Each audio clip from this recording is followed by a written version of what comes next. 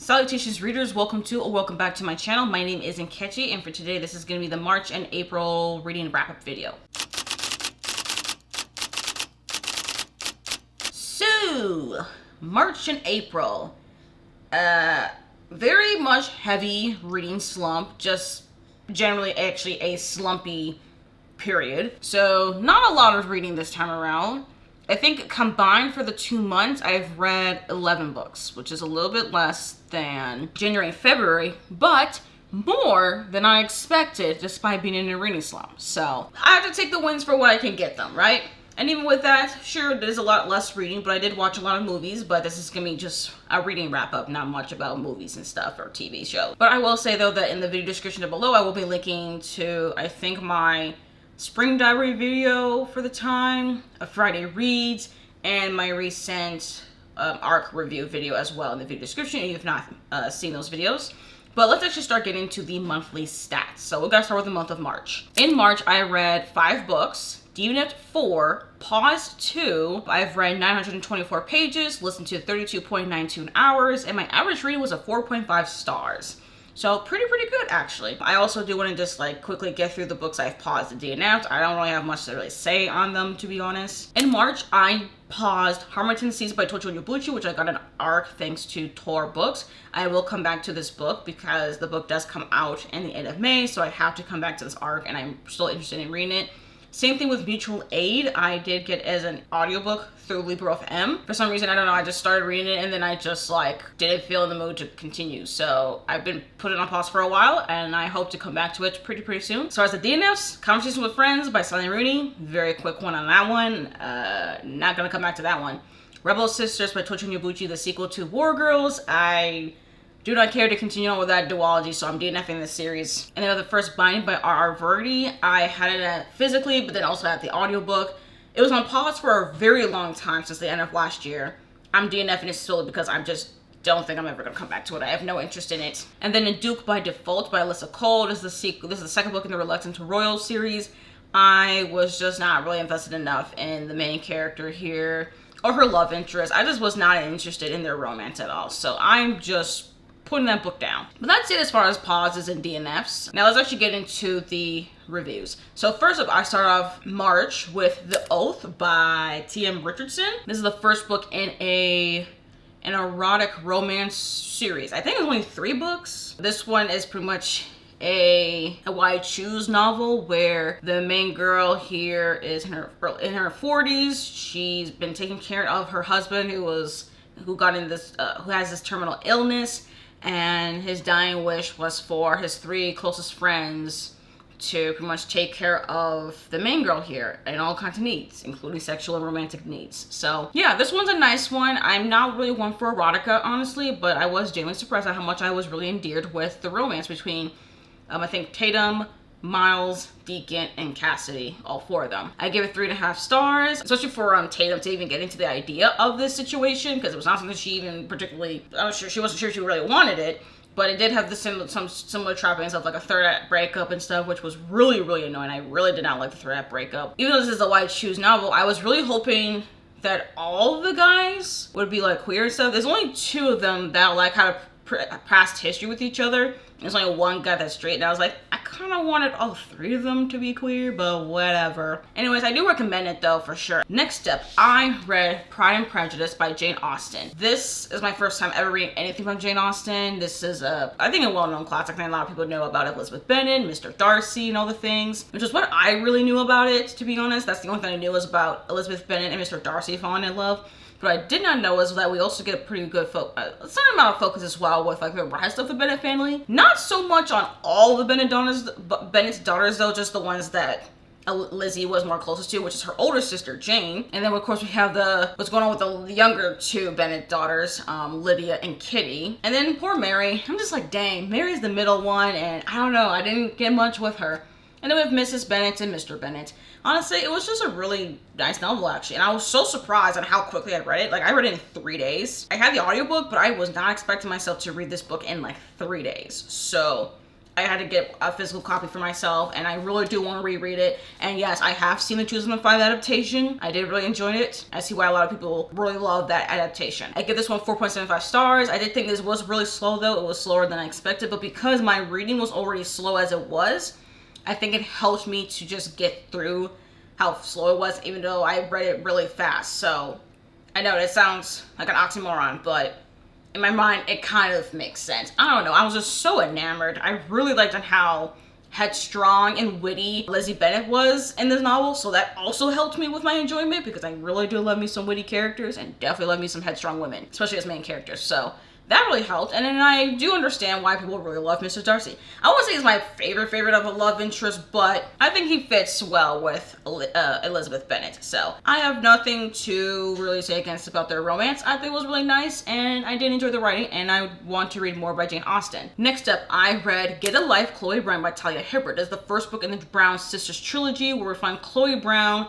and she is dealing with like a chronic illness. I forgot what it was called, but she has to like pretty much get her life together. She's the oldest of the Brown sisters, so she's trying to get her life together because she had a near-death experience, and now she's like, okay, let me get my life together, like live my own, do all the things. And then I think the guy who's in charge of like the maintenance or something of her apartment building, Redford Morgan, yes, and that's the love interest. And I gotta say, I did really like their romance. I think it was really, really cute. The writing was also pretty fine. I didn't love it, but I thought it was pretty solid though throughout. I really did like the progression of Chloe and Red like falling in love with each other and deal with their own insecurities. That when we got to the third act breakup, I was still like upset about the fact that it even is a third act breakup, but I didn't quite particularly mind that it happened, because I think it makes sense with their own insecurities coming out and about.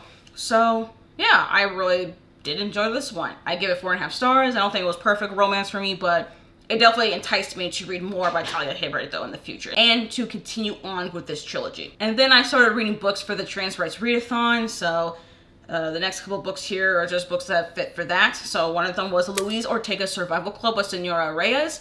This is, I think, their sophomore novel. So this one is pretty much a story where I forgot what the main character's name. She is autistic and also selectively mute as well, and she did experience sexual assault of Louise Ortega, hence the title of the book. So there is that. It's not on page though. It's definitely mentioned though, just to let y'all know, as far as content warnings with this book, is that it is mentioned with a guardian like rape, sexual assault, and stuff like that.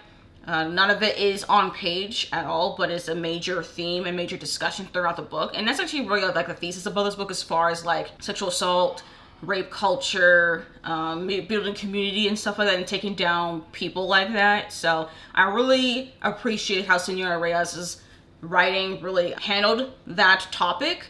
Especially with a character like, I literally don't remember her name, I'm very sorry, but especially with a character like the main character, especially who's like autistic, selectively mute, and just like all these other people as well that were in Louise Ortega's vicinity as well that were assaulted by him. So I really did appreciate how Senora Reyes handled that topic. It was definitely hopeful as well, so that was really helpful, and it's also like a revenge story as well to get back at him, so I really like that angle as well. I give it 4.75 stars. Really enjoyed it. Don't think it's perfect or anything, but I really did enjoy it despite the subject matter. And I do recommend it if you can handle the subject matter. And same thing with this next book here that I ended the month of March with, which, dang, I'm reading some pretty dark books. Like literally, I started off the month with pretty light stuff with like romance, erotica stuff, and then we switch up to some dark and heavy shit.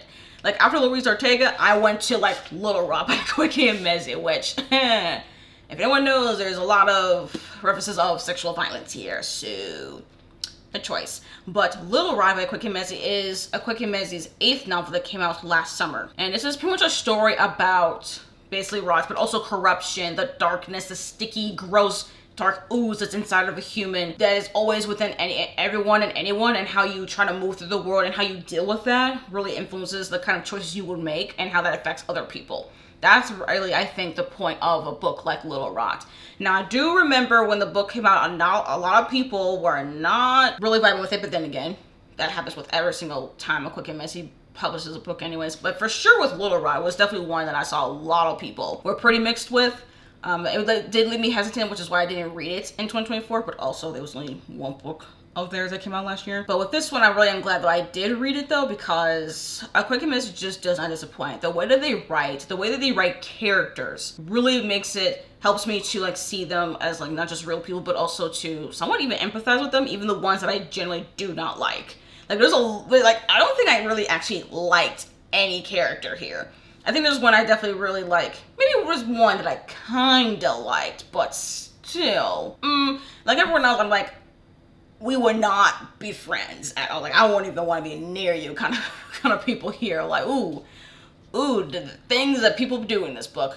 But I will say, though, I really liked how compulsively readable it was. It was very fast-paced. And I think it's like I would say it's a literary thriller in its own right, actually. I will say this is like a thriller. Maybe not in the way maybe some people would think of a thriller, but it is a literary thriller at least.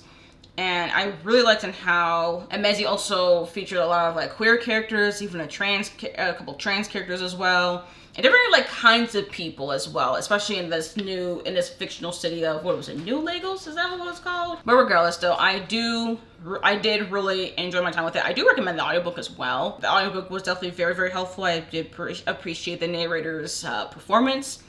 And of course, Emezi's writing style for sure. But it is definitely dark. It is very much heavy. There is lots of instances of sexual violence. A lot of it is on page. Almost all of it's on page.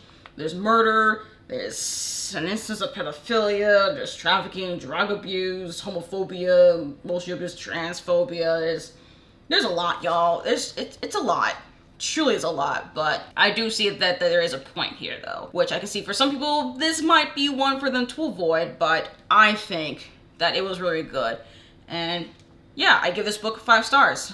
Definitely one of my favorites of their works. That's what I ended March with, and now we gotta get into April, because April I was trying to figure out what to do with myself, because I was really expecting that in April I would be out of my reading slump, because that's what happened last year. The reading slump was entirely in the month of March. By the time I got to April, I was able to get myself in gear. I still was struggling, even in April. So, no, I was slumping. But then again, I think it was helpful, too, that the fact that I wasn't trying to force myself out of the reading slump. I was just trying to see where things go and just naturally try to come out of it. So in April, I read 6 books, DNF'd 7, paused 5 books, read 1,486 pages, listened to 33.9 hours with an average rating of 3.67 stars. Honestly, my average rating would have been a bit higher if it wasn't for a book.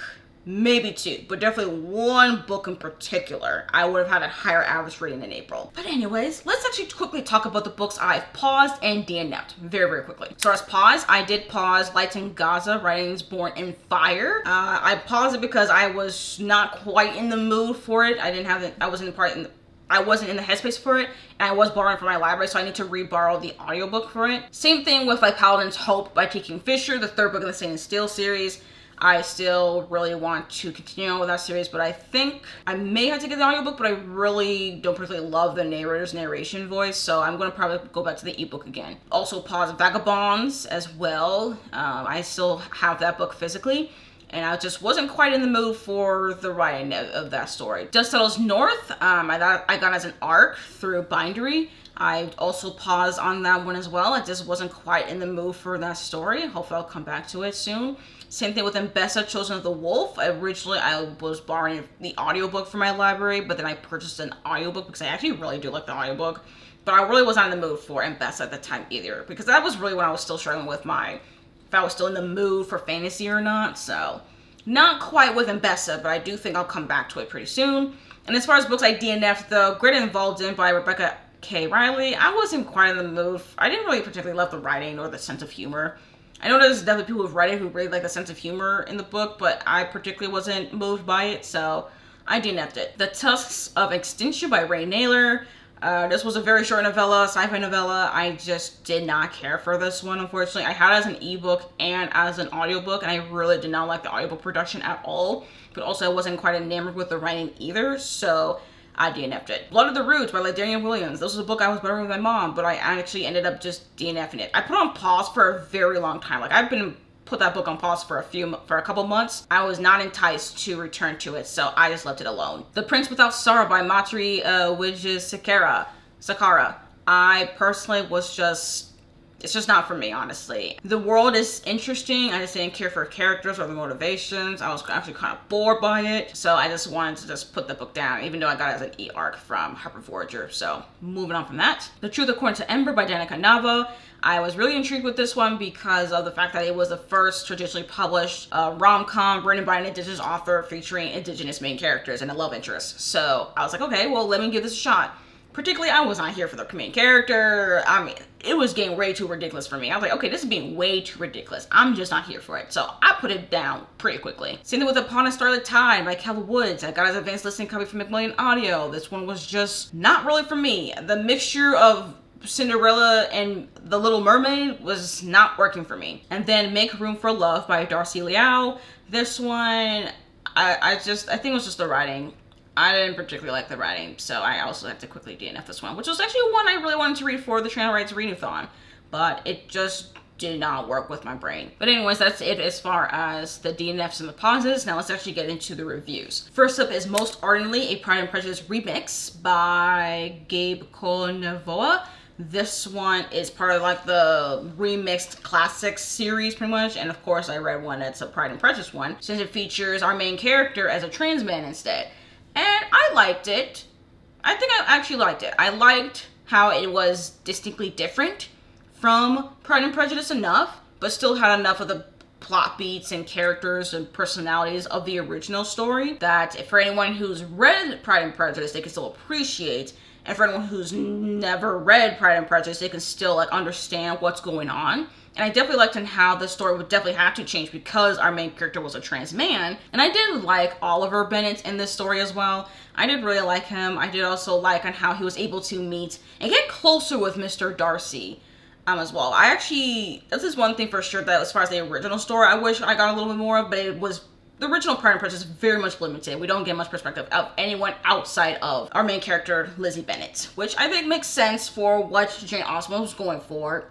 But in this story, I could at least get a little bit closer to learn more about a Fitzwilliam Darcy, you know? So I appreciate it for that. But I didn't particularly love it, though. I didn't particularly love the writing. I do think that it kind of got a little bit, I don't know, it didn't quite work for me, particularly emotionally throughout the story, but I still recognize it still being a good story, though.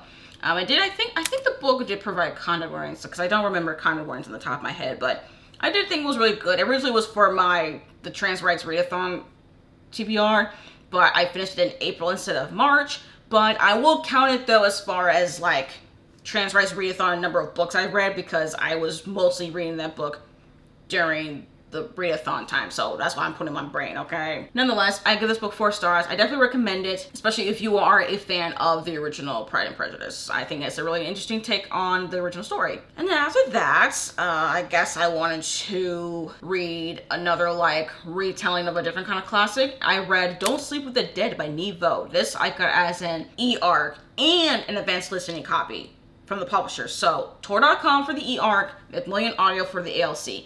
And this is pretty much a standalone companion to The Chosen the Beautiful, of which I did not read.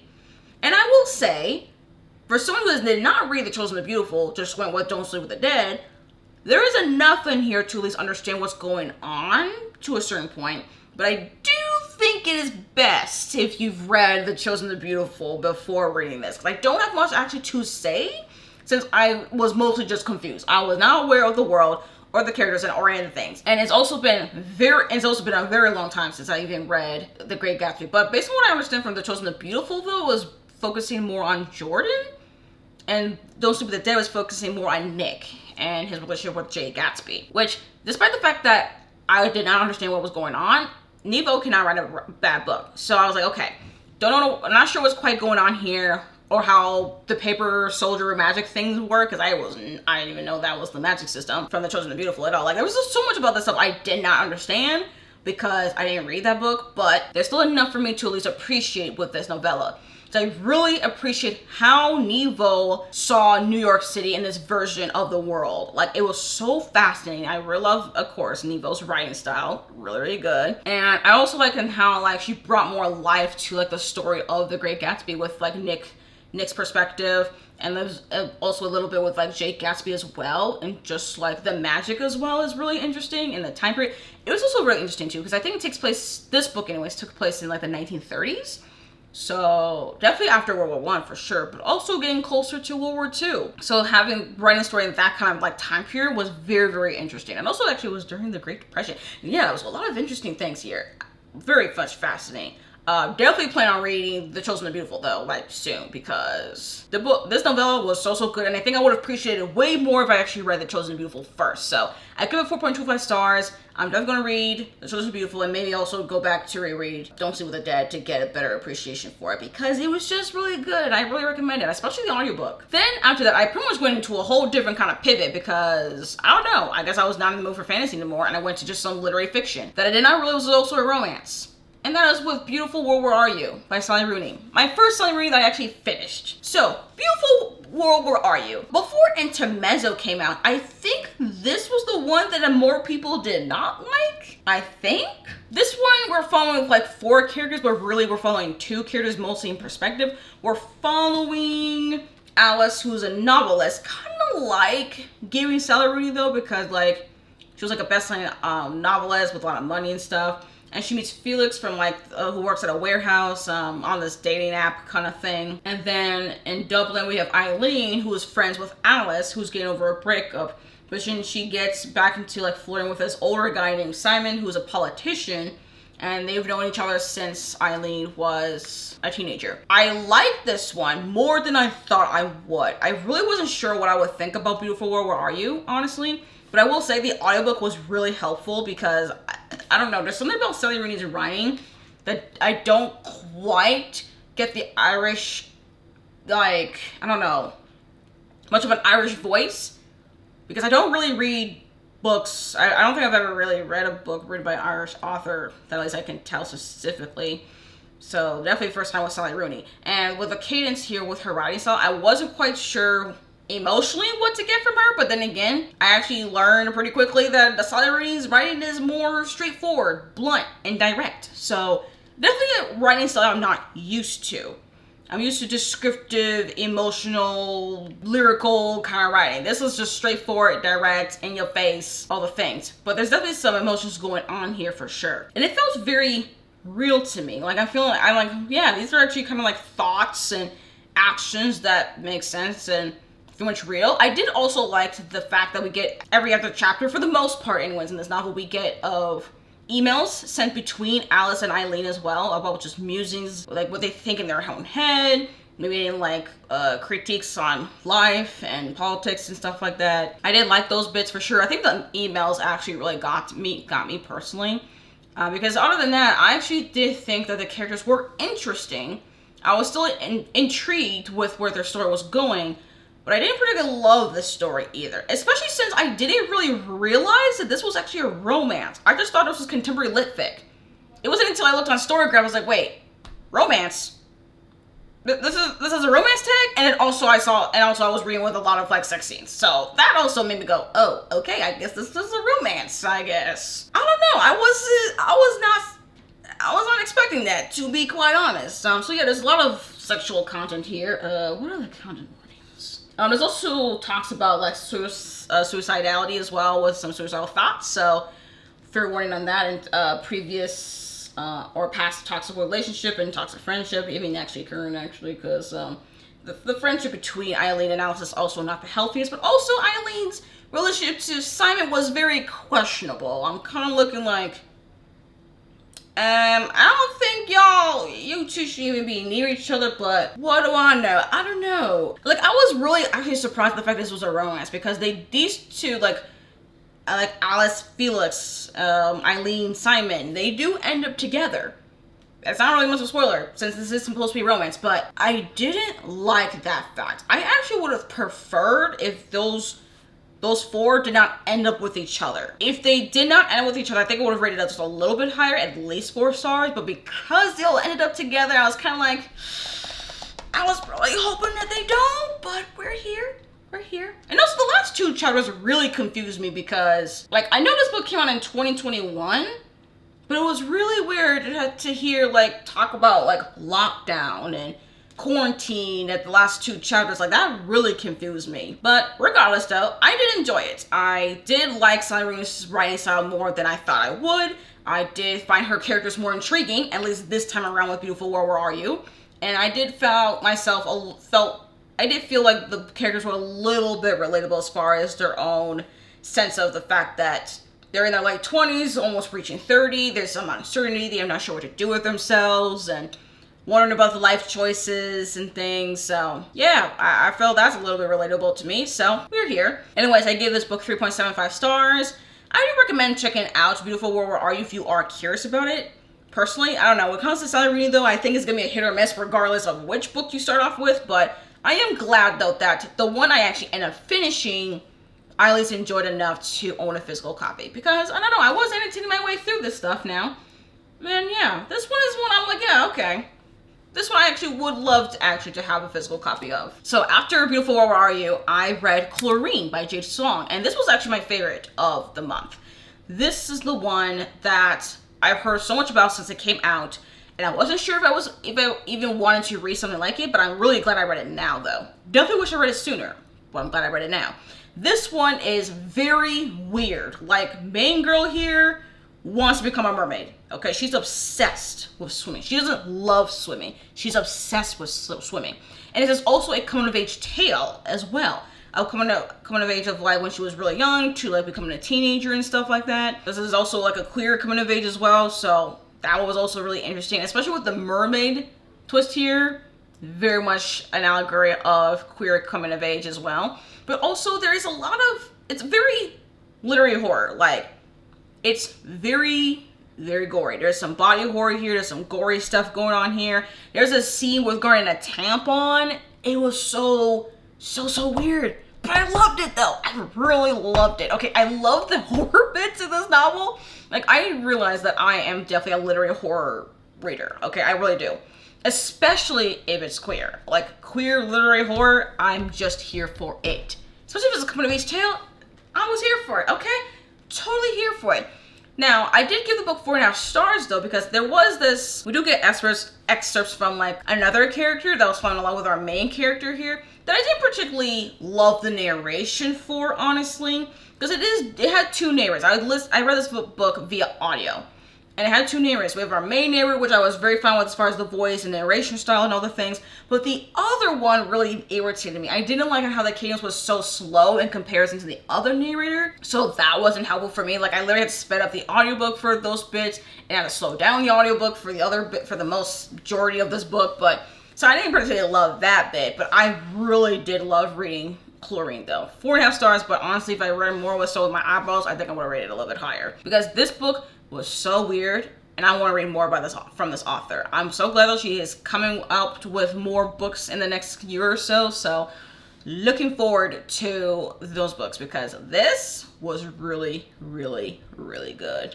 Please read it if you have not read it already. And then after this, I went back into a romance kick a little bit, and I read Take a Hint, Dani Brown by Talia Hibbert, the second book in the Brown Sisters trilogy. So this time we're following Danica Brown, who is the middle daughter. And she is like, I think it was a PhD student? Yeah, she's getting like her PhD, she's doing all this research stuff, and she likes this guy, even though she doesn't want to admit it, she likes this guy named Raj. I think the love interest name is Raj, something like that, who is a security guard at the school that she attends. And there's this incident with like a fire drill going wrong, and he like saves her and holds her, and someone takes videos or pictures of them together. And he's also like a former rugby player as well, so they decide to like fake date. It's very convoluted. The whole thing about them fake dating in the first place is pretty convoluted, not gonna lie. So on that one, even though usually I would like fake dating, but this one was just a little convoluted.